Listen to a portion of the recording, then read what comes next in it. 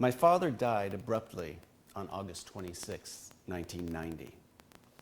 He had checked into Mount Sinai Hospital on the east side of Manhattan in the late afternoon.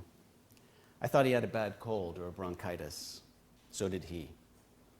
I remember he could hardly make it up the stairs of my walk-up a few days before for a holiday dinner. But his cardiologist, Dick Lasser, a close family friend, told me that afternoon at Mount Sinai that he was sick. Il est malade, Dick said with his still thick American accent. I didn't understand that. It made no sense to me. I couldn't grasp how you could be sick from your heart, how one's heart could be sick. But it sank in a few hours later when they rushed him into surgery. We were in the waiting room near the surgery. It felt like for hours. I couldn't stand it anymore. It was the middle of the night. The place was deserted. And finally, I went to the nurse's desk. I could tell my father was in the room behind. People were talking to each other in muffled voices. There seemed to be many doctors there. His heartbeat was flashing on the screen on the nurse's console. And other vitals: patient, Harcourt, Edgar, Albert. Then all of a sudden, the sound of his heartbeat went monotone, and the line went flat, and all hell broke loose. The doctors started screaming back there as they tried to resuscitate him with their jumper cables, and someone yelled out that they were losing him. And all I could do was watch that flat line of the heartbeat that wasn't beating anymore. I felt I was in a bubble, in some kind of cocoon. The sound had become muffled. I couldn't keep my eyes off the screen. The nurse was telling me I had to go back to the waiting room, but I could not be there. I could hardly hear through the muffled sound in my ears. My father was gone. I don't remember much after that, except that it was a difficult time. I was scheduled to move to Montgomery, Alabama, right after the holidays to work with Brian Stevenson, something which had never gone down very well with my father. He'd always hoped I would be a partner at Cravath Swain, he would say. Not that he was a partner at a small but reputable law firm in New York. But he had earned it very honestly, having escaped occupied France and arrived in New York in 1940 as a 13-year-old Jewish refugee, having just lost his own father. He'd made it on his own and done well. Maybe that's what made Cravath even more important to him. It looked like I was on my way, and he must have been so proud. Princeton University, Wall Street banking officer. That was actually my first working title at Chemical Bank, I kid you not. Harvard Law School, prestigious federal clerkship on the Southern District of New York. He must have thought that Cravath was next. And he was shattered when, about 6 months into my prestigious federal clerkship, I decided to quit and apply for a fellowship to work at Steve Bright's nonprofit down in Atlanta, which at the time was called the Southern Prisoners Defense Committee. The death penalty cases I'd seen the year before, when I was still a third-year law student, and I had interned at the Southern Prisoners Defense Committee, were haunting me. I just couldn't let go of them. The first case I had worked on, the trial attorney had clocked in 8 hours of pretrial investigation in a death penalty case. 8 hours total of prep time. The state psychologist who testified against our client had falsified all of his credentials. He hadn't graduated from high school. I could go on and on about that case. It was my first of what I would soon learn to be a typical death penalty defense. In another case, the prosecutor had had his secretary type up the names of the potential jurors into 4 lists: strong, medium, weak, black. And then he struck, of course, all of the African-American jurors who were on the blacklist. Another man I had met on Alabama's death row was innocent. I just knew it from meeting him.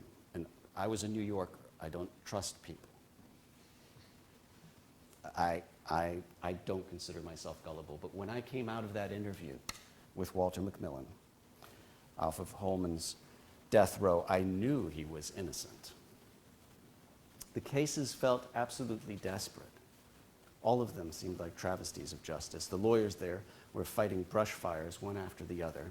Steve Bright, Ruth Friedman, Brian Stevenson, Clive Stafford Smith. I'd continued to work with Brian on cases after that January term, helping out from Cambridge and then late at night from New York on a few direct appeals to the Alabama courts.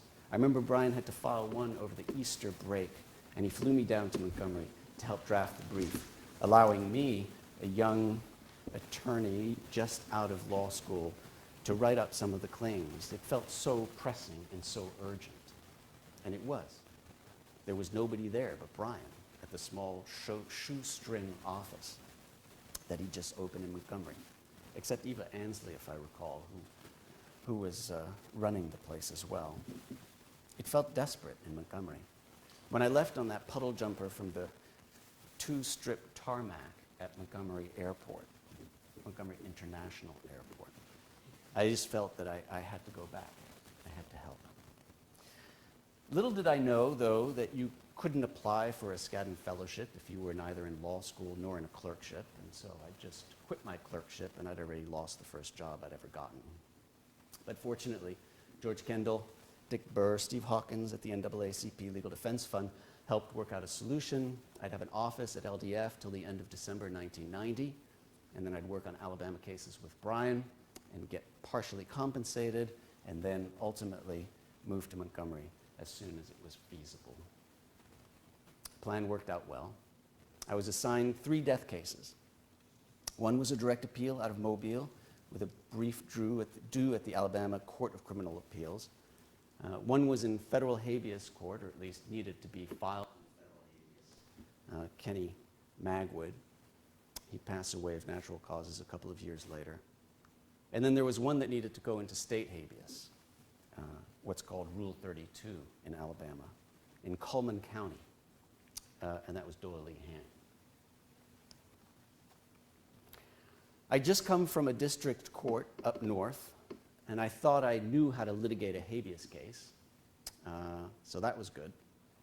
My office was right next to the director counsel's, the imposing Julius Chambers, and I happily began to spend my late nights down on 99 Hudson Street, only a few blocks away from the federal courthouse on Foley Square that I had just left. Everything was working out.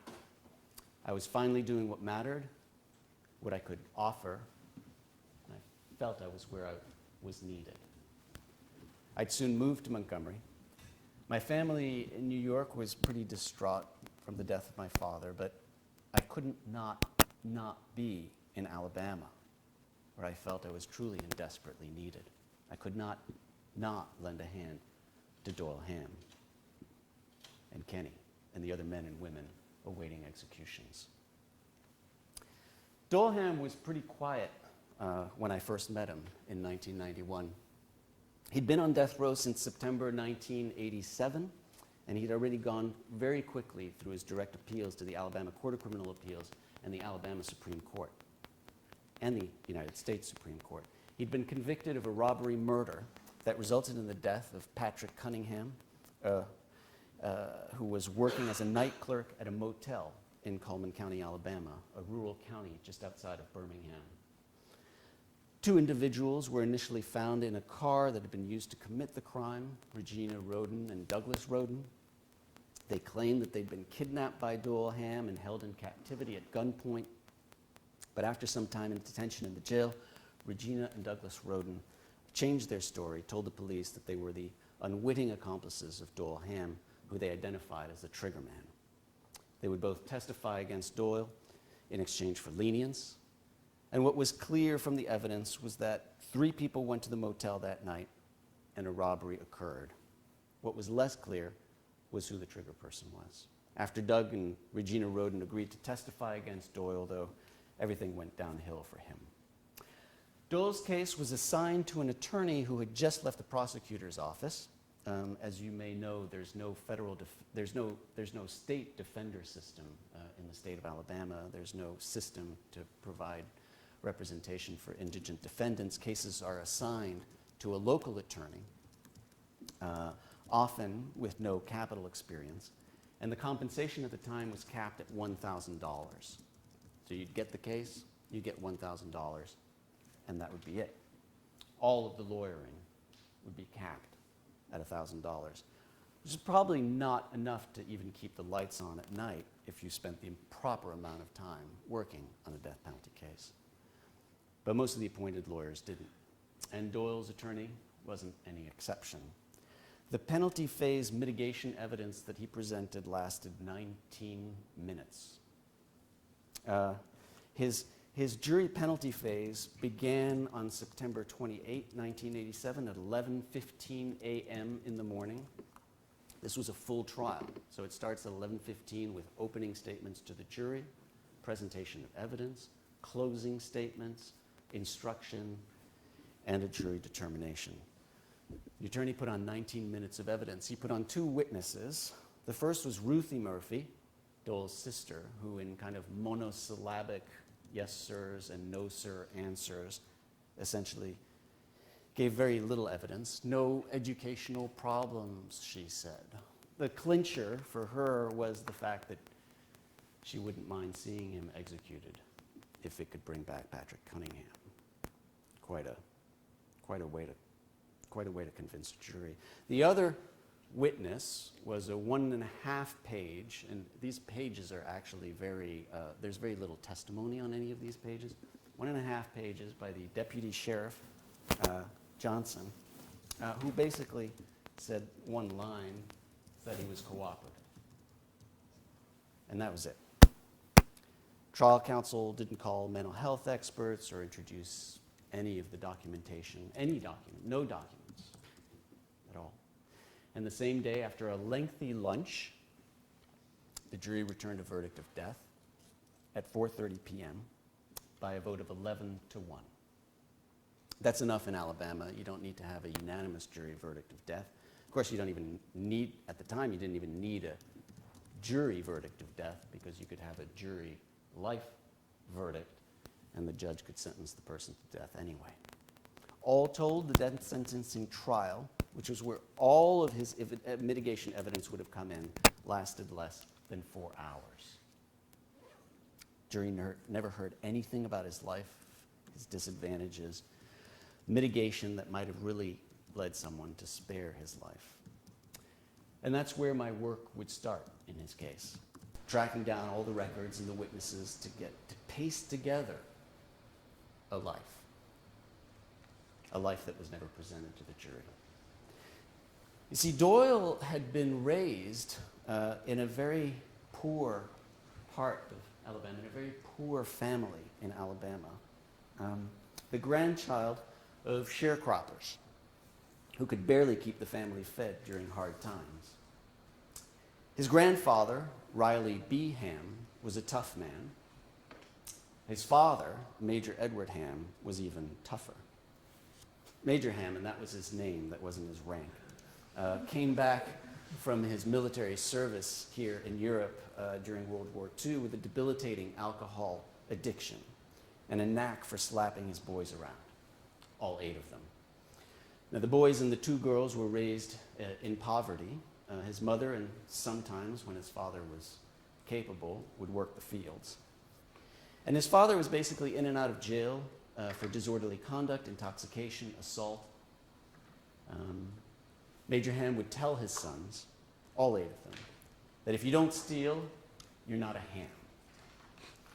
Perhaps not surprisingly, they all got in trouble. All 8 boys would end up in the plantation penitentiaries of Alabama and Mississippi. They'd all do major time. This is a slide from the pre-sentence report that was given to the judge at the sentencing hearing by the probation and parole unit. And these are the brothers. There's James Ham, he served time in prison. Roy Ham, he served time in prison. Horace Ham, he's at Parchman, that's the plantation penitentiary in Mississippi. There's Jimmy Ham, he's at the Parchman prison in Mississippi. There's O'Neill, he's at the Parchman prison in Mississippi. There's David Ham, who served a lot of time in Alabama, and Danny Ham, the youngest of them all, who's also at Parchman prison. When they would take a family portrait, it was in the penitentiary. Major Ham had raised his boys well. It was the Ham Gang, like the Daltons. Doyle was one of the younger boys, and he was a cute kid. But he had a hard time with his health, especially his mental health, his schooling, and his cognitive abilities. There'd been some concern when he was born. At least that's what I had heard from the siblings that I could track down. I did find some evidence from his mother's delivery records that when he was a baby, he actually was tongue-tied. They weren't sure what was going on. But pretty quickly in school, it became clear that there were some deeper issues, never diagnosed. He essentially flunked arithmetic, reading, spelling. He'd repeat his first grade. He would ultimately get socially promoted, earning pretty much D's and F's. And no one ever really checked or diagnosed anything. By 5th grade, he was reading at the first grade level, essentially. He'd drop out of school pretty soon. And when I had him tested, he consistently placed in the first percentile, which is the lowest possible measure for reading, writing, and arithmetic. Doyle suffered extensive head injuries when he was a child. He abused all kinds of intoxicating agents, mostly glue and gas when he was a kid, later all kinds of hard drugs. And he began having seizures, again, which were essentially undiagnosed. For some years, he was on anti-seizure medication. Eventually, his medical records would indicate that he had epilepsy or a seizure disorder. When I had him diagnosed properly, Dr. Dale Watson would identify lateral brain damage and essentially borderline mental retardation. Dr. Watson concluded that Doyle had and still suffers from neuropsychological impairment and presumptive brain damage, as well as other deficits which, in his words, had a significant impact on his daily functioning. His history of mental impairments would have been key to linking, of course, his difficult childhood and his poor upbringing with his impaired judgment and his influenceability, both of which would have been important to assess his true culpability, his responsibility, his comparative responsibility as against Douglas and Regina Roden. Now, Doyle didn't escape the fate of his brothers, and he spent most of the 1970s and the 1980s in penitentiaries in Mississippi, Alabama, Tennessee. By the time of his drug-induced spree in 1987, about the time that I would meet him a few years before, he, like his brother, was a solid convict. He'd never had a chance. Now, by the end of my investigation, I had accumulated about 5 bankers' boxes filled with documents from his birth records, educational records. I had all kinds of records to present to the state court in habeas corpus. They represented a wealth of documents that had never been presented before in mitigation, lengthy interviews with neighborhoods who'd seen the Ham boys grow and who'd lived with them, lengthy criminal records of his father and the other boys, school, medical, mental health records that documented his cognitive deficiencies and his histories of seizures, head injuries, drug and alcohol abuse, all of which had never been presented or investigated. The records showing that Doyle had a history of chronic seizure were there, testimony from a social worker, gay niece, who prepared an extensive chronology of the head injuries and of his upbringing, all tied together with the mental health records. None of that had been presented, none of it included in the penalty phase, none of the story, a story which really kind of reads like a case out of, Walker Evans' Let Us Now Praise Famous Men, right? Rural Alabama and Mississippi, poverty of the worst kind, alcoholic father, destitute family, 8 boys, all ending up in the plantation penitentiary. Doyle was destined for death row. But all of that would be for naught. After the state habeas corpus hearing, the Alabama Attorney General, so this is the head prosecutor for the state of Alabama, this is the opposing counsel, this is the party that's trying to still today execute Doyle, drafted an 89-page document arguing against all of our evidence and all of our legal claims in excruciating detail. In 89 pages of argument, the Alabama prosecutor made factual claims that devastated all of our evidence and arguments of law that decimated every legal foundation we could rely on. On their view, we were procedurally barred in practically all of our claims and meritless on the few that the court could ever consider. The prosecutor styled their legal brief as a proposed memorandum opinion, and they filed it on Friday afternoon, December 3, 1999, with the clerk of the Coleman County Court. So the prosecutor essentially styled its legal brief as a judicial opinion. And on Monday morning, December 6th, 1999, as soon as the state judge, Don Hardiman, came into the office, he signed the proposed opinion without making a single modification, without even striking the word proposed from his opinion.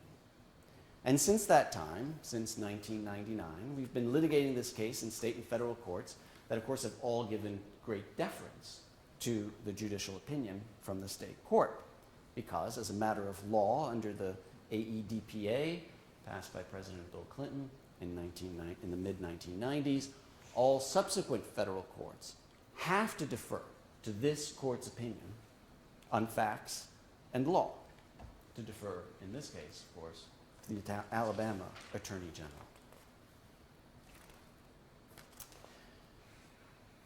Never did anyone blink an eyelash. Never did a single judge, state or federal, district, appellate, or supreme, never did a single judge or justice ever question this miscarriage of justice. Never did Doyle ever receive a fair shot at the determination of the facts and the law. At one point, over the next 18 years, I thought there was a glimmer of hope. I was arguing Doyle Ham's federal habeas appeal at the 11th Circuit in Atlanta, Georgia, at the Court of Appeals. It was November 2014, and one of the three judges on the panel started to get somewhat agitated about this. His name was Judge Adalberto Jordan. And during the Alabama Attorney General's time at the podium, Judge Jordan started to lay into her, Beth Jackson Hughes. Isn't it a bit odd, isn't it, that the Alabama Rule 32 judge takes the state's proposed findings and conclusions, 89 pages worth, and files them as the judge's own within a day of receiving them without even taking the time to take out the word proposed? Doesn't that engender, that doesn't engender much confidence in the Alabama state court system, right? That can't make anybody feel good about the system, can it? You'd be up in arms, wouldn't you? If that judge had taken Mr. Ham's proposed findings and conclusions with the word proposed and filed them in the court the next day, you'd be up in arms, right? This is almost 90 pages worth of stuff. It's detailed. It's detailed, he says. And I'm telling you, I know what AEDPA deference is. And I know what we're supposed to do with regards to state court findings. I'm telling you that it sticks in my craw. And I don't believe it for a second.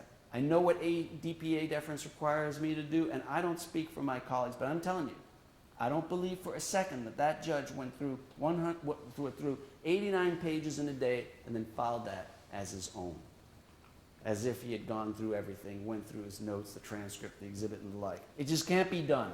It just can't be done. That's just a comment. It turned out, sadly, that that was just a comment. In its decision affirming the denial of habeas corpus, a few months later, the 11th Circuit brushed the problem aside. It ended up being a little short footnote, calling it a mere, quote, procedural shortcut that had no bearing on our disposition of Ham's federal habeas appeal, he said. And then he cited to one of that court's previous decisions that required deference to these kinds of opinions. Last December, I brought this and several other, perhaps even more troubling errors to the attention of the United States Supreme Court, but to no avail. Without even a single dissenting voice, Doyle was sent on his way down the road to death. At this point, to be brutally honest, Doyle and I have only two things going for us right now. The first is that there are about 21, actually there was an execution last week, so it's 20 about 20 guys ahead of us. 20 guys who came out of the chute before we did. So if everything goes as usual, they would need to seek execution warrants against those 20 inmates first, and that would be a lot of litigation. So it could take some time. The second thing going for us is that nature might beat the state. Doyle has cancer. It started with a large mass behind his right eye, and doctors in Birmingham had gotten rid of that with some radiation. Last month they did some invasive surgery, but I fear that the cancer has metastasized, and he had until recently 2 kind of golf ball size growths, one on the side and one on his stomach. Although he called me last night and told me that they've gone away. He'd been praying, and he says that they've gone away. But I fear that the cancer has spread pretty much throughout his body.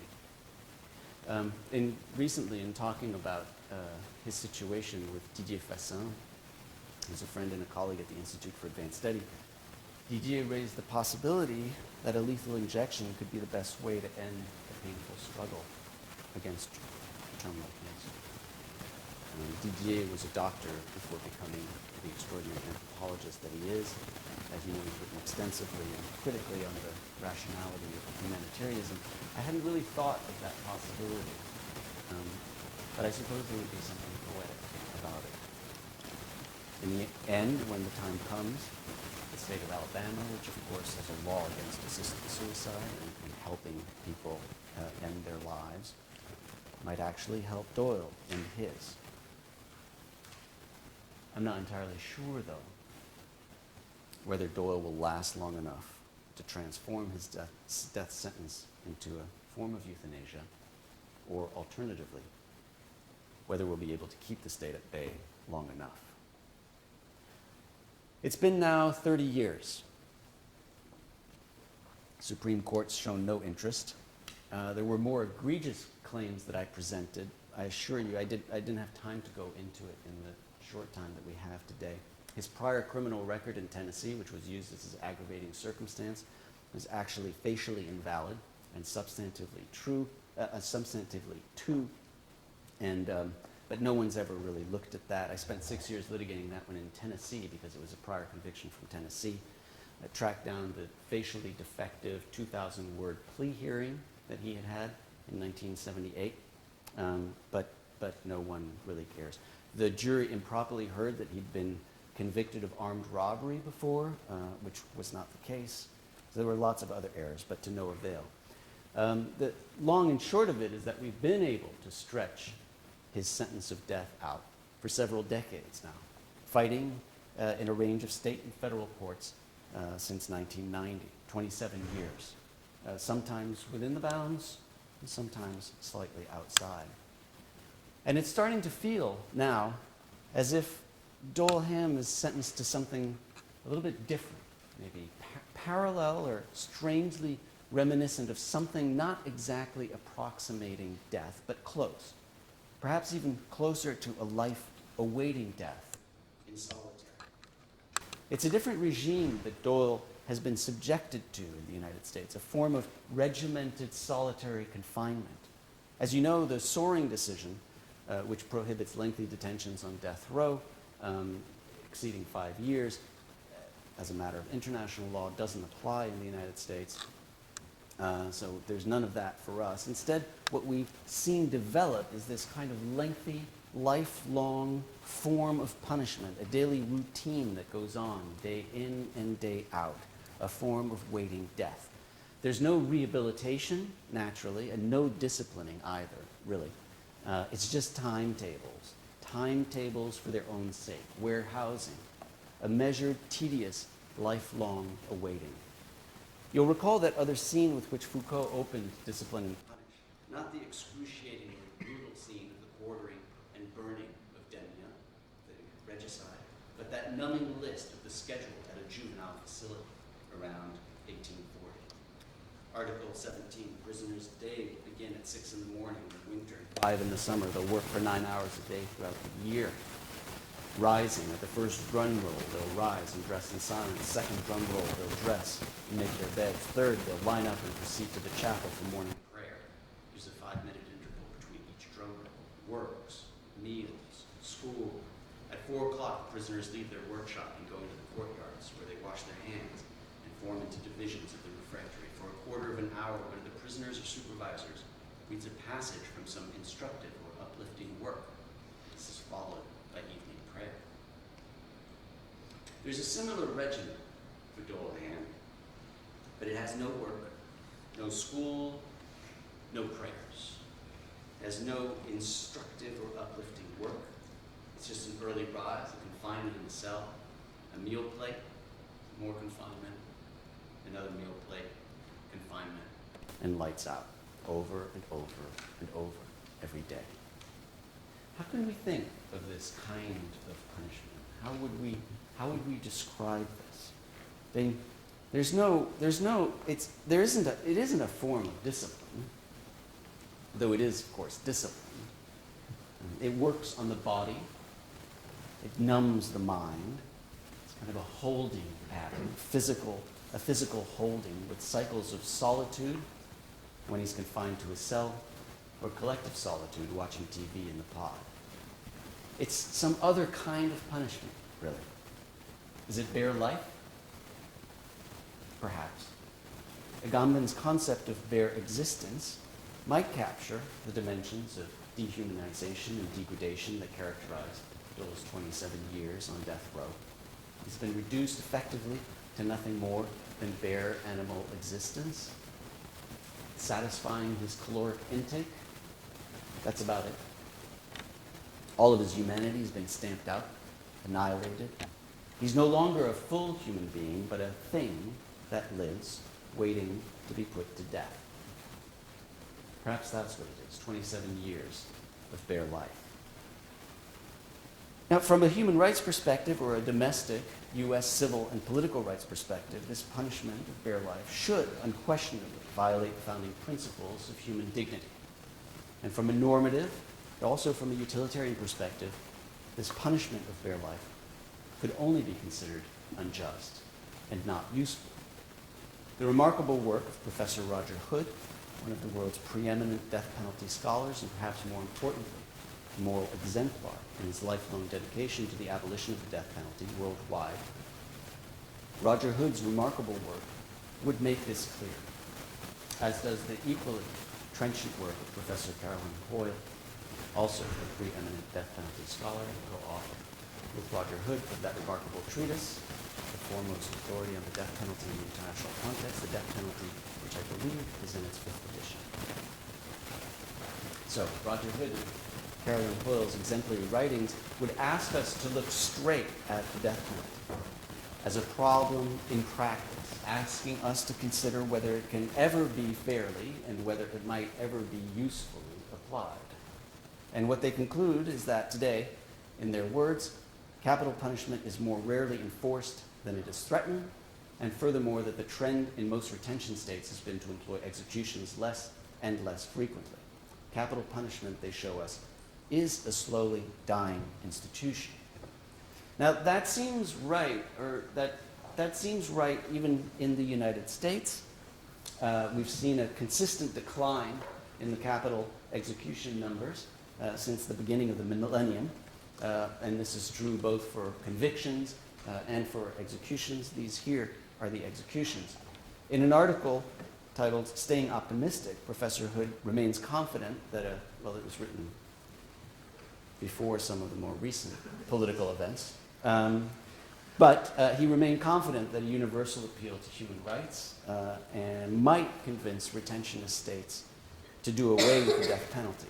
And I, too, remain optimistic, although I think, as we all recognize, we just suffered a little bit of a setback in the United States, and perhaps you too in England. We came close to getting rid of the death penalty in the United States, really close. It was almost a done deal. Hillary Clinton would be elected president of the United States, and with 1 or 2 new justices replacing the conservative justices, we would have had a majority to abolish the death penalty. Carol Steiker and Jordan Steiker had mapped out the judicial strategy in their new book, Courting Death, which appeared just a few weeks before the election. And it was just a matter of time before the United States Supreme Court would rule that the evolving standards of decency had, well, evolved. Each year, another state abolished the death penalty. We no longer execute juveniles. We no longer execute persons with mental retardation. The problems of innocence and of lethal injection had their toll on the American desire to punish. And we would join the ranks of the rest of civilized societies, placing ourselves next to England, France, Europe, no longer with China, North Korea, and authoritarian regimes. We were almost there, but instead by some fluke that no one predicted, especially not the political scientists, Donald Trump took the Electoral College, and his Supreme nominations are likely to cast a 30-year shadow over the federal judiciary. With Justice Neil Gorsuch, who's aged 49, in the place of Antonin Scalia, any possible retirements or worse, deaths on the liberal side will inextricably turn the court to a 5-4 conservative majority for decades to come. Ruth Bader Ginsburg, a remarkable and just woman, is over 84 years old. Justice Anthony Kennedy, who's still the swing vote right now, so he's really the fifth vote right now, is going to celebrate his 81st birthday in July. Justice Steve Breyer, another just man, is 79, or will be 79 in August. Should any of those seats become vacancies in the next 3.5 years, the tide will turn for decades to come, at least 3 decades. So things have changed recently in the United States, which was certainly not predictable, and of course, which will mean a lot more work for each and every one of us. But I'll have to confess that I never really approached the death penalty from this human rights or civil rights perspective, nor from a utilitarian, nor from a liberal normative perspective. In fact, I never approached it from an abolitionist perspective, and have never called myself an abolitionist to this day. I've never lectured about the death penalty, believe it or not. I've never made it a focus of my scholarship. My scholarship has always been about other things than capital punishment. I only wrote 2 short articles, one about the South African Supreme Court decision, which was so remarkable in the 1990s, and another forced by Austin Surratt to predict abolition, which I did in 2050. But instinctively, I've always known that it would not make sense for me to research or theorize the death penalty. I litigate the death penalty, yes, for almost 3 decades now, but I've never before agreed to talk about it.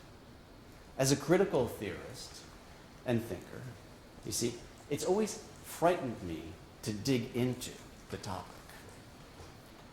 For good cause, as some of you may notice, writing this lecture has kind of thrown me into a bit of an existential crisis.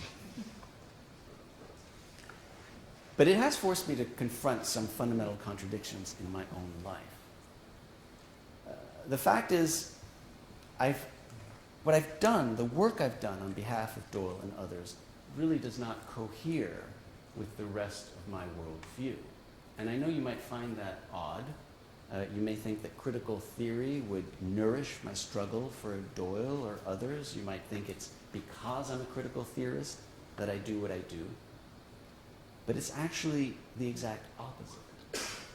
My lawyering, if anything, is a double-edged sword that very possibly may do more to legitimize the current capital system in the United States than it does to undermine it. The law can play that role, particularly in a country like the United States, with its long history of slavery and lynchings, and its long and ugly history with the death penalty. Indeed, it was Carol Steiker and Jordan Steiker many years ago, in an earlier iteration, in a piece called Sober Second Thoughts, in 1995 that had laid out this somewhat kind of counterintuitive argument, but a compelling argument, at least to me. The purported failures of the death penalty were actually what were making it last in the United States. All of our procedural struggles, all of this ongoing litigation, was actually legitimating the death penalty in the United States. So taking a different leaf out of Foucault's Discipline and Punish, and drawing more explicitly from Max Weber and Antonio Gramsci, Carroll and Jordan Steiker argued that the failures of the Eighth Amendment jurisprudence could not be thought as failures, but had to be analyzed in terms of their productive effects. Just as Foucault had refused to stop at the failures of the prison, and instead to force us to see the productive effects of those failures, in his case, the production of docile bodies, the production of the category of the delinquent as a means to distribute punishment, of the accumulation of men necessary for the accumulation of capital. Well, the Steikers had turned our attention to the productive effects of Eighth Amendment dysfunctionality. The death penalty, they had argued, was both over and under-regulated. It was over-regulated because there was so much jurisprudence, so many technicalities that had no effect, all of the rules about the AEDPA, procedural default, etc. But it was also under-regulated because the courts never really looked at the merits of the cases, as you saw in Dole's case. And the result was layer upon layers of proceduralism without any substantive review. And on their view, the Eighth Amendment jurisprudence was both too messy and too meaningless, but these failures, they suggested, served another function: to legitimize the death penalty and the larger criminal justice system in American eyes. They asked us to rethink the functionality of the law. They said, they say you can't know what a thing is, that a thing is not doing well until you know what it is that it's supposed to be doing. And of course, it turned out on their view that it was actually doing something well, namely letting the system survive. Now, this analysis, very similar, for instance, to Douglas Hayes' analysis about the legitimating functions of clemency in 19th century England, of Foucault on the productive functions of the prison, of Gramsci on the hegemonic functions of ideology. Their analysis had always struck me and stuck with me as right. In more ordinary terms, it was the problem of becoming a cog in the system, right? A cog instead of a wrench, of becoming a part of the death system, of helping it allow to function properly. At a critical level, I also always wondered how much more could be done to transform the world into a better place, where many more young people could avoid Dole's poverty and upbringing, and how much more that might help improve the world and render society more just. I always feared thinking critically about the amount of time, of years, it took me to try and save one life, when so many others were going through similar childhoods and upbringings with no one lending them a hand. Wouldn't we be better off investing in education than in prisons?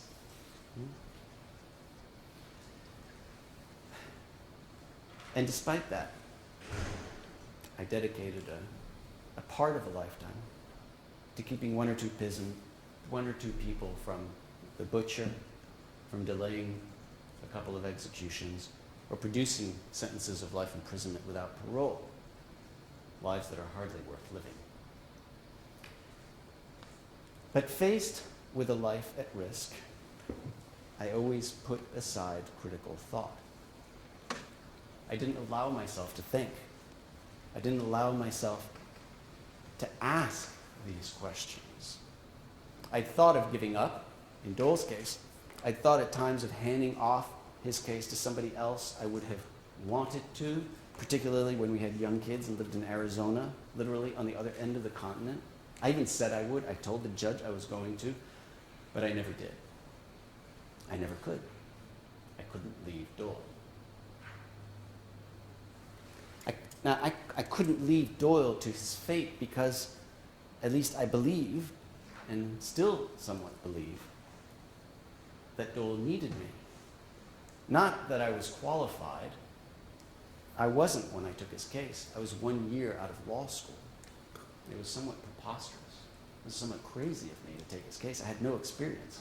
There was no reason to place his life in my hands. But there wasn't anybody else. We couldn't sell his case. We tried. Brian and I, we went up to New York. We went to the fancy Wall Street law firms, and we would try to get them to take his case. But Doyle's case, they would take cases once in a while, but Doyle's case just wasn't a sexy death penalty case. You know, nobody really wanted his case. There wasn't innocence. There wasn't blatant racial discrimination. I mean, the discrimination that was there was on the victim side, not on the defendant's side. There wasn't profound mental retardation. There was nothing that we couldn't get anybody to take the case. That's how I always ended up with my cases, because we couldn't find anyone else to take it. Doyle needed me. Now, I realize that might sound somewhat presumptuous. Doyle needed me. Or Doyle needs me. Needs a little bit arrogant or inconsiderate. And as I've thought about it more and more, I've realized that it's probably the other way around. Exact opposite. It turns out it's I who needed Doyle, and still do.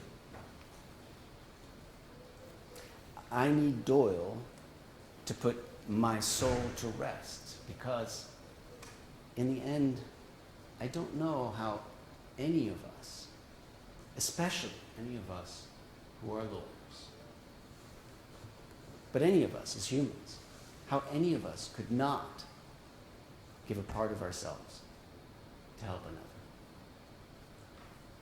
another. How can anyone live if they're not giving something to someone else? And the resulting paradox, which I really think is a paradox, is that by means of Doyle, I've been kind of interpolated into being a liberal subject rather than a critical theorist. Individual life and the framework of rights, it turns out, has such traction on us all, on me at least, to save Doyle's life, that it kind of captures and absorbs me in a way, and soon shapes my own subjectivity. I have no choice but to argue for due process and for Doyle's constitutional rights, precisely because life is so valuable or incommensurate, precisely for the reasons that Kant spoke about the inviolability of life, the ethical obligation to never treat life instrumentally, and therefore to kill a murderer. Imagine that.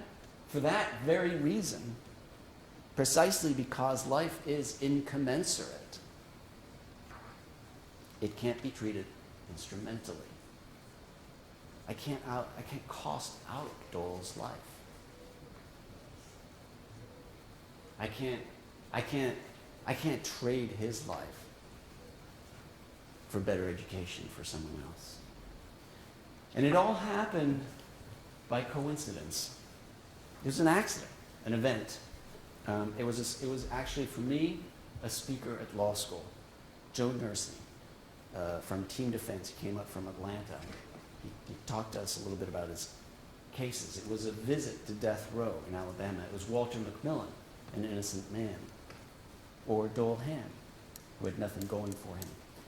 It was a decision that I made. Perhaps it was an ethical choice. I'm not sure. I think it was a decision that was en situation, as Jean-Paul Sartre would say, and one that carried with it certain consequences. Nothing more. An ethical choice I made, and one that I've stuck with, and that I stick by. Now, in his seminars on the death penalty during the year 1999-2000, Jacques Derrida explored, among other things, 4 historically important and world historic executions: Socrates, Jesus Christ, Mansur al-Hallaj, who was a Persian mystic, writer and teacher of Sufism, who was executed in 922, and Joan of Arc. And Derrida suggested that they were all four killed for their claim to speak the truth, for presenting themselves as the voice of God, or for claiming that they heard God, and for that reason, that they were speaking some truth. I am truth, Jesus and Hallaj literally said, Derrida emphasizes. I am the witness. I can witness a truth bigger than you or me. Now, it's a fascinating discussion, and I think it's right for these exceptional men and women who have been executed in history. And surely it's true for Socrates, perhaps for Jesus. They did speak a truth that others didn't want to hear. They confronted their peers, the complacency, the established wisdom of their peers, and in that they were threatening. They were destabilizing.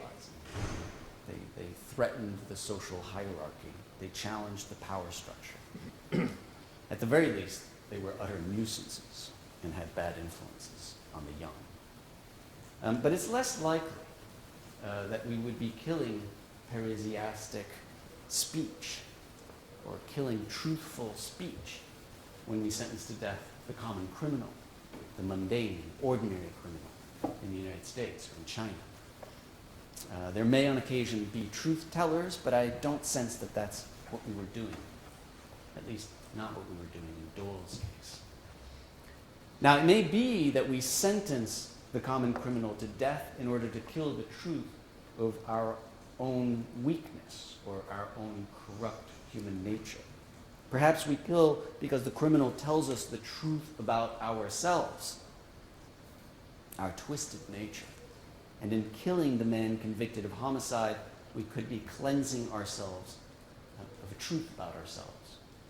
I think truth also probably comes in at the other end. It's only the certainty of a truthful belief that allows us to execute someone. It's our self-righteousness, our utter faith in ourselves as knowers of right and wrong, knowers of fact, that allows us to kill another. But in the end, I think truth also comes in another way. In the end, perhaps Doyle tells us something about ourselves. At least, perhaps Doyle tells me something about myself, about my need for him, my need to help him, my need as someone in the legal profession, but not only in the legal profession, also as a human being, to give part of myself to another in need. Or, despite all of my doubts and unspoken fears, that there is an ethical choice or an ethical decision that has to be taken untheorized, unthinkingly, without asking questions. Maybe this is a form of truth-telling, of my own truth-telling. Or perhaps there's something in Doyle's life that reminds me of that time that I had to watch a heartbeat. Or the fear I had and the sense of utter loss when the line went straight. Or the fear of having to face the loss, more generally, of a father, a mother, a daughter, a son, or a partner. It was always accompanying the children that hurt the most. Joy Tomlin was a charming young woman by the time I had met her in the early 1990s. She must have been only about 2 years old or so when her father, Phil Tomlin, was arrested and charged with capital murder for the shooting death of Ricky Brune and his 15-year-old girlfriend, Cheryl Moore. It was a revenge killing, the state believed, and the evidence, though entirely circumstantial, was very strong. On the state's view, Philip had come back to his hometown of Mobile, Alabama, from Texas, where he lived and worked with his best friend as his hitman to revenge the death of his younger brother, David Tomlin. Everyone knew that Ricky Brune had shot David. It was a shotgun blast in the stomach, and he was killed instantly, but they were good friends, and Ricky claimed it was an accident. A local prosecutor believed Ricky. David's father didn't, and he did everything he could to have Ricky Brune charged, but to no avail. The state wasn't going to take it seriously, and so Philip Tomlin's father. This is a picture of Philip many years later. He was 22 at the time that this happened. He was accused of taking the matter into his own hands and shooting Ricky and his girlfriend. He was put on death row in 1978. Now, when I got Phil Tomlin's case in 1990, which would have been 12 years later, he'd been retried once and sentenced to death again on a judicial override. And this was a judicial override from a unanimous 12-0 verdict for life from the jury. And judges could do that in Alabama. They could do that until 2017, actually. And they could simply disregard the life verdict. And Philip Tomlin's judge was particularly a real character in Mobile, Judge Farrell McRae. He used to call me son in court. He had a reputation for overriding life sentences. He'd done it about 5 times, single-handedly putting people on death row. Of course, he made a big deal out of it, particularly during election times, because as you may know, judges are elected in Alabama. They still are. And the death penalty was always a hot election topic. In any event, I got Philip Tomlin's case reversed on appeal for prosecutorial misconduct and then tried it again in 1993. Actually tried it twice, got it reversed again, tried it again with Steve Bright in 1999. But what I was coming to was Joy Tomlin, his daughter. She'd be about 18 at his third trial in 1993, about 24, 25 at his trial in 1999. At that point, she was a mom. Now, she and her little brother, Chris, had visited their father at Holman Penitentiary every week growing up. So did his parents. They were a tight-knit family. And Philip Tomlin's young children were always there for him. They were really his lifeline. His wife, they were very young when all of this happened. He was only 22, and his wife was a few years younger. His wife stuck with him for a while for the formalities, but then after that, would always bring the kids. And now, still today, his kids and his grandchildren, granddaughter, a little girl who just won Miss Rodeo about a year ago, are still his pride and joy. And I can remember it almost as if it were today. We were in the sentencing in the year 2000. Steve Bright and I, we put a hell of a mitigation case on. We had Don Cabana, who was the commissioner of the Mississippi Department of Corrections, who came to testify on Philip Tomlin's behalf. And he had reviewed Philip Tomlin's full institutional jacket, and he was a big Mississippi commissioner of the Department of Corrections. Really big, with a beautiful accent. And he just was the best witness I've ever had. And he just talked about how Philip Tomlin was an ideal prisoner and had been on the row for 22 years. We put on the captain. Philip Tomlin had been elected representative. He was a model prisoner for everyone. He'd always take the new guys on the row and kind of, show them the ropes, calm them down. Everybody testified he was the perfect prisoner. And I remember being in that courtroom. We still had the unanimous jury verdict for life, all of this mitigating evidence, the strongest mitigating case I'd ever shown. A new judge, McRae, had retired by 1999. Anyway, there we were again, and again, a judge was sentencing Philip Tomlin. The courtroom, when someone is being sentenced to death, the courtroom is really quiet. You can hear a pin drop. It's really an austere moment. Utter silence. The moment the judge issued his sentence, without missing a heartbeat, Steve Bright, with his booming, haunting, resonating voice and his soft Kentucky accent, stands up and bellows out. He says, May God save your soul. The courtroom was really shaken.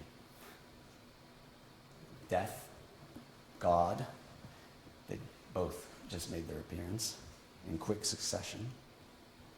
And that's the kind of thing that doesn't fade away.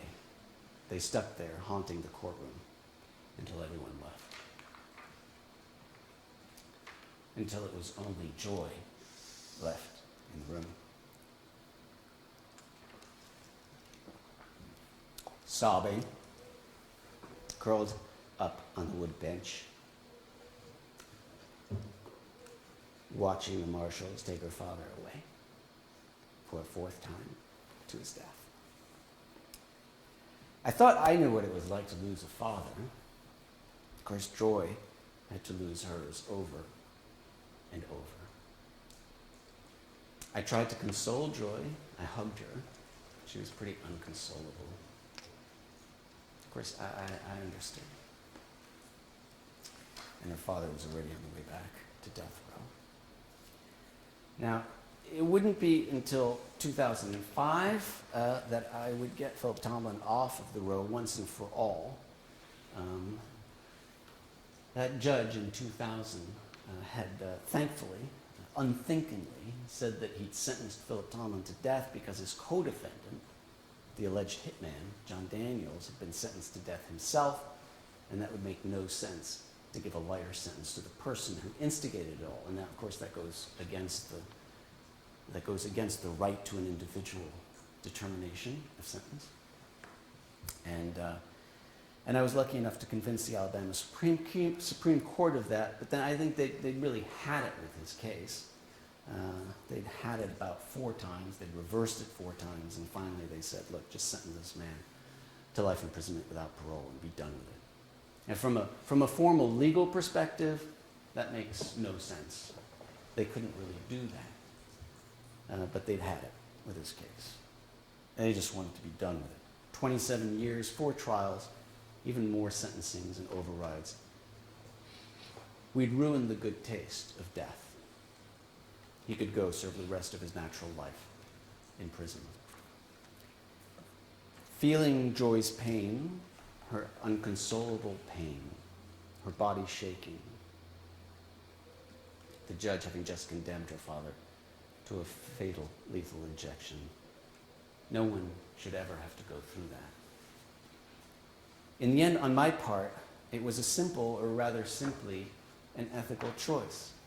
Not an intellectual one, not a critical one, just a decision and situation. Something about the irreducibility of life, or about human weakness, or about the irrational, or perhaps the fact that I've always placed myself in the situation of Doyle or of Phil Tomlin. Instinctively, I don't know why, I've always just put myself in the shoes of the subjugated, of the les soumis, of the young refugee fleeing, or of the pursued, of the death row inmate. En situation. I never really asked the question from the viewpoint or from the safety of critical thought, but from the point of view of the marginalized, of the infamous.